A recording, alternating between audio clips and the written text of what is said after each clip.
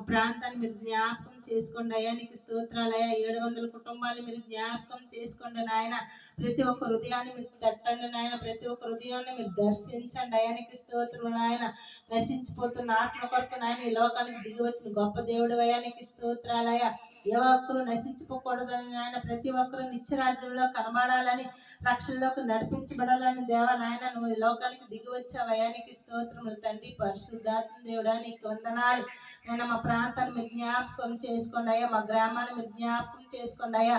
700 కుటుంబాలను కూడా మీరు జ్ఞాపకం చేసుకోమని వేడుకుంటున్నాం తండ్రి. నీకు వందనాలు. ప్రతి ఒక్క కుటుంబం మీద నాయన నీ పరిశుద్ధమైన రక్తాన్ని ప్రోక్షించండి అయ్యా. నీకు స్తోత్రాలు.